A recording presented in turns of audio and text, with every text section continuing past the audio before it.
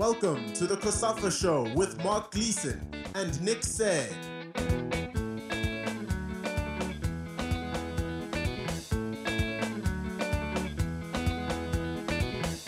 Welcome to our latest episode of the COSAFA Show, where we look ahead to the COSAFA Beach Soccer Championships in Durban next month, as well as the third round of Africa's Women's Olympic qualifiers. South Africa will take on Tanzania and Zambia meet Ghana in the hope of reaching Paris 2024 Olympics, with the first legs of those ties to be played on Friday. We'll hear from both teams. But first, we speak to COSAFA Competitions Manager Jocelyn Nip ahead of the first event on the 2024 calendar. It's the COSAFA Beach Championships, which will have added significance this year.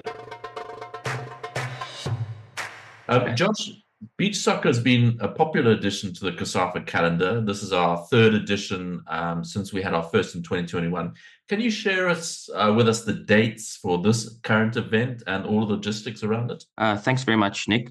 Yes, we're planning the third edition of the COSAFA Cup, which will take place in Durban, South Africa, once again, starting on the 17th of March and then ending on the 23rd of March as well. We're very excited about this competition. We unfortunately missed out last year, but we're back this year, full swing back into the beach soccer competition, which will serve as a very good preparation for the participating teams, as there's beach soccer AFCON qualifiers coming up very soon, and then with the beach soccer AFCON taking place in Egypt in August. Yeah, I wanted to talk about that AFCON, beach soccer AFCON. I know that Madagascar, I believe, are the only COSAFA side to have won gold there before. I think it was in 2015, if my memory serves. But I guess the regular hosting of the beach soccer or COSAFA Beach Soccer Championship will hopefully improve the chances of the teams in the future if they get to play yearly at this level. Yes, it's obviously very important.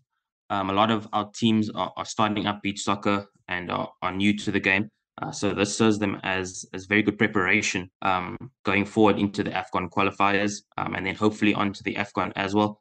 Of course, we always have some very good guest nations participating. So that's a very good test for our COSAFA nations at the COSAFA Beach Soccer event. Yeah, and you talk about the guests.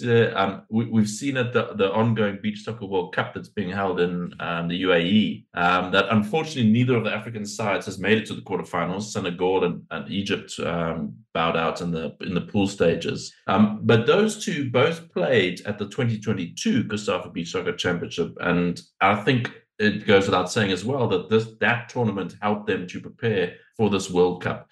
Is it seen as quite a draw card for teams from the rest of the continent? Yes, of course. It's actually a very big draw card. I mean, teams are always looking for competitions such as the COSAFA Beach Soccer, where they can compete against very good opposition and a well-organized tournament as well. So it's very popular amongst the beach soccer circles. I'd say that. I chat to a lot of coaches in the beach soccer field. They're always very interested and always want to get invited to our beach soccer competitions. So that's very good to hear. Yeah. Obviously, it is a different type of game. It's not the 11v11 association football that we were used to. Just the logistics around referees and all that.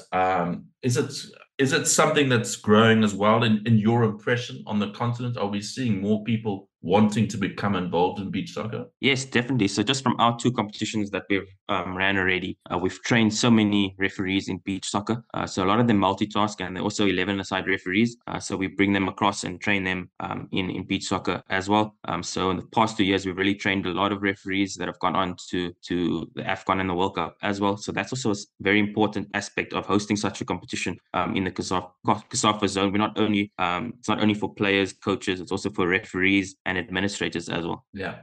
And of course, exciting for our region is that we have the next Beach Soccer World Cup is to be scheduled to be staged in the Seychelles in 2025. I guess that is also a great point to work towards for our teams in terms of qualification places. Of course, I mean, the World Cup is happening in our zone, so it's very exciting. And I think there needs to be a good build-up to that in 2025 when it takes place.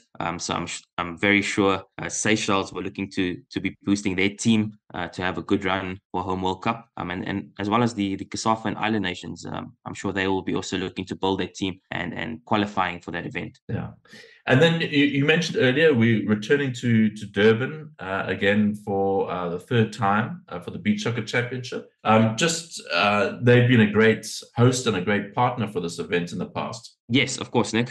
Durban has been a very good host for the past 3 years. We are working towards furthering our relationship, but we're very excited to be back there this year. I think it's the perfect place to host beach soccer competition. The beach, the perfect scenery, and teams love it there. Everything's close. Very excited to be back in Durban once again. And then you, Joshua, at the recent Africa Cup of Nations in the Ivory Coast. Can you tell us a little about your role there and what you were up to? Thanks, Nick. Yes, I've recently just got back from the AFCON. I was part of the match general coordinators team at the Felix Houphouët-Boigny Stadium in Abidjan, where we hosted matches from the group stages all the way to the third and fourth place. It was a very good experience for myself.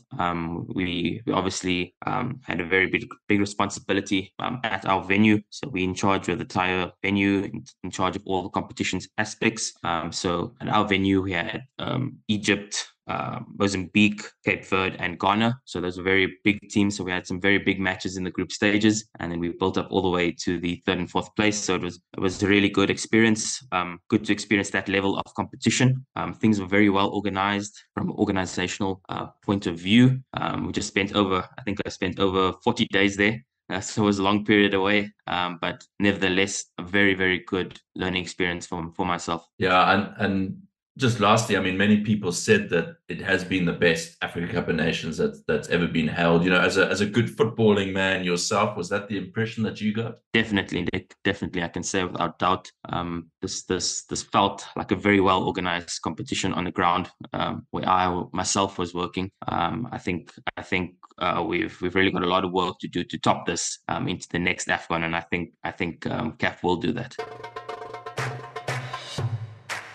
African champions South Africa are seeking a return to the Olympic Games after previous qualifications in 2012 and 2016.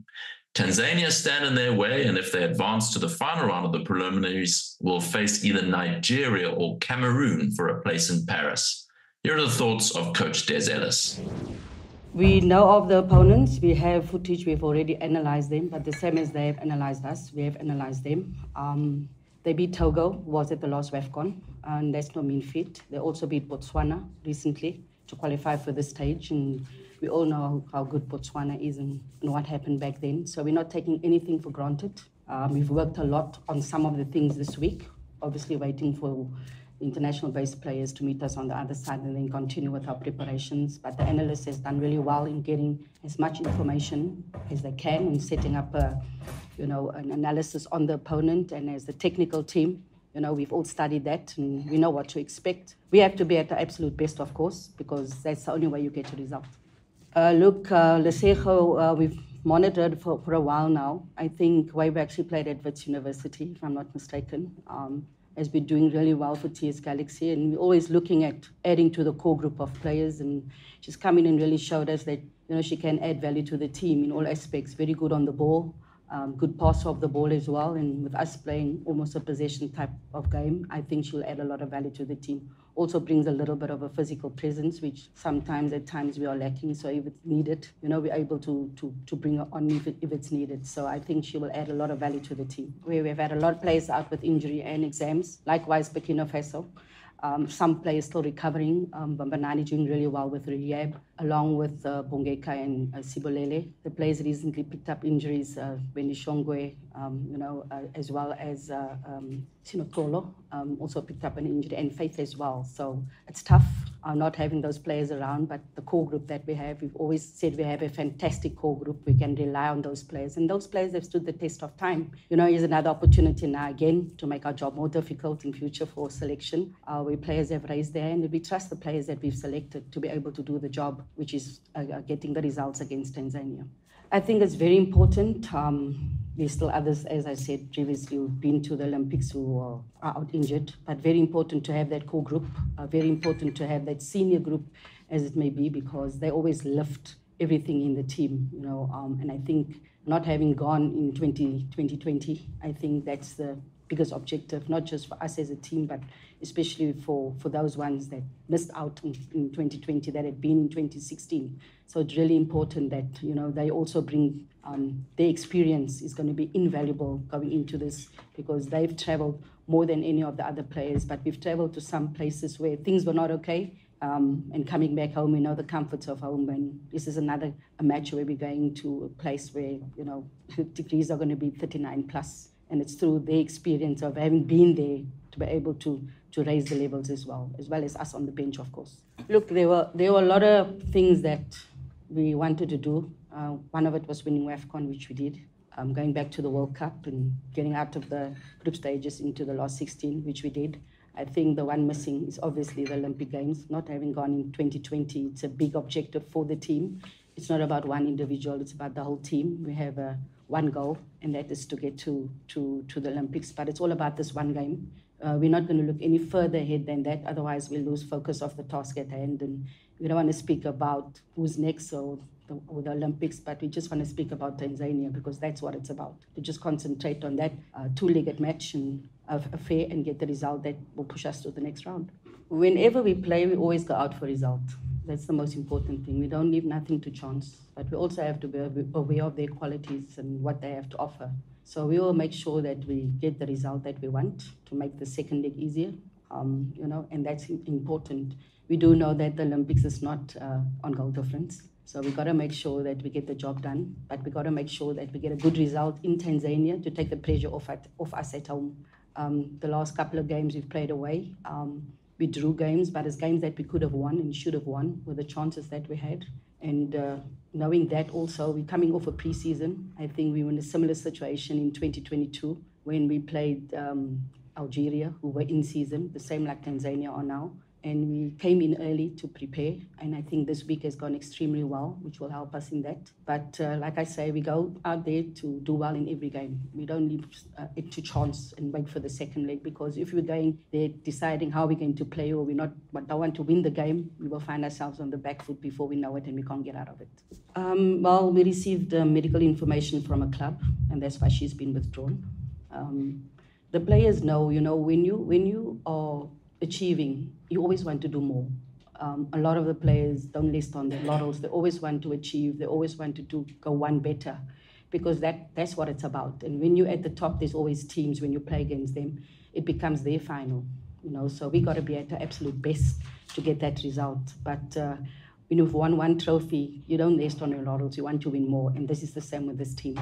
They want to do more, they want to win more, they want to achieve more. And I think going to the Olympics will be the biggest achievement outside of all the others, not having gone in 2020. But it's all about this game. It's all about the away leg and the home leg, to make sure that we talk about the Olympics further on. Talia Smith is back in the Banyana setup for the tie against Tanzania, and is certainly looking forward to the challenge. It feels good to be back in camp. It feels good to be amongst the girls. Obviously, it's hard work. We had a preparation camp.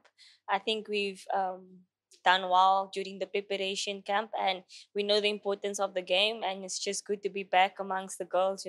Miss them, and yeah, it's great to be back. It's definitely an important game for us. We know it's third round qualification, so we don't want to look beyond us. We would love to qualify for the Olympics, since we missed out on the previous Olympics. So our main focus is the game against Tanzania. We have to first focus on the away leg in Tanzania, and then focus on the home leg in South Africa. So we have to do our all. We know what's at stake.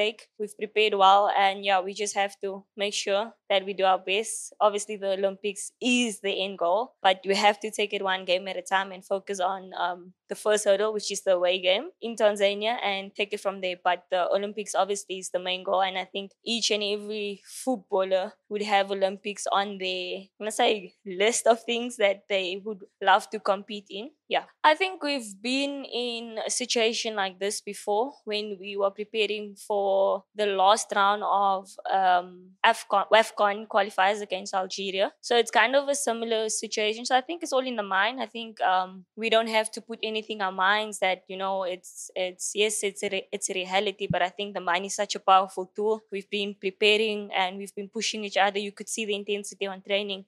The intensity was good. You could see the girls, each and everyone was pushing each other. So I just think it's all in the mind. We just have to go and do the job on the field, and what we put in the mind, we give power to. So I think just having a mutual goal as a team and a mutual objective, and everyone giving their all on the day and giving 100%, then I think we can attain our goal as a team. Zambia featured at the Tokyo Olympics 3 years ago and grabbed the headlines with their entertaining style of play. They must navigate Ghana and then the winner of the tie between Morocco and Tunisia to book a ticket to Paris. Here are the thoughts of forward Rachel Kundundanji, who recently became the most expensive women's footballer of all time. Playing away is very difficult in the norm, so we have a big advantage. So we need to use that one, winning that match. Even if it's not winning, but coming back with points, or a point is better. And when we come back here, we finish the job, because that's the most important game in these two matches. We don't want that to be the last, and we want that to be the first of all the times that we go there, and we want to be going all. We want to qualify this time, because we want to go and do what we failed to do last time. So this is more important to us, not just us, but to the entire nation. The Ghana game will be different, because a lot of Ghana players, they are professional just like us, and they have a lot of good players, and it won't be an easy game, but we are ready to face them, and we are ready to do our level best. I'm just looking forward, to meet my new family, my new team, and to do more, because I need to reach my target, because I wanted to my target was to become a top scorer this season in Spain, but I left the league in the middle of the way, so I want to extend that target to the American League. So I need to focus and work hard every time. All I can say is that continue supporting us, and never look down on anybody, and just continue supporting each and every player out there. And without you guys, we are nothing, but with you by our side, we'll achieve a lot of goals, because you are supporting us. Even if we are down, you give us that morale to work hard. Zambia's biggest threat could come from striker Barbara Banda, who scored 2 hat-tricks at the last Olympics. She is certainly looking forward to the meeting with Ghana. So far, so good. The team is intact. We are all in camp. We've resumed, and the training is going on well. Everyone is putting in effort, because we know that we have a big task ahead of us. So everyone is putting in to be the team. Honestly, talking about Ghana is not an easy team to beat, but as a team, we have to be determined and we have to work hard, because Ghana has a good side. So we are not underrating them. We are going there with full force. What we want as a team is maximum points there at their home ground, and to come and finish the game at our home ground. Exactly, because I think as our striking force, we are all ambitious in terms of scoring. So we want to keep on scoring. In our team, we depend on everyone. Everyone can score. So we just want to keep the same momentum and same discipline of scoring.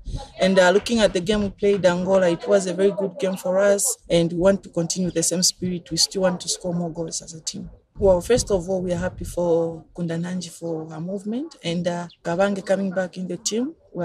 We've seen she's been performing to the club with the Green Buffaloes. I think she's in good shape, and hopefully she will come back as Kabange will know and deliver to the team, help the team, because everyone now is pushing, so she has to find time to squeeze in for herself and to show to the coach that she's able to fit in the team. All what I can say is to the fans, they should keep on supporting us, and not forgetting when we are playing at home, they should come in numbers and support us, and we'll surely deliver good result to them. That's it for another episode of the COSAFA Show. We'll be back in a fortnight. Don't forget, you can listen to more of our podcasts on our YouTube channel, Spotify, and iTunes. And you can also get the latest news via our website at www.cosafa.com and on Twitter, Facebook, Instagram, and TikTok.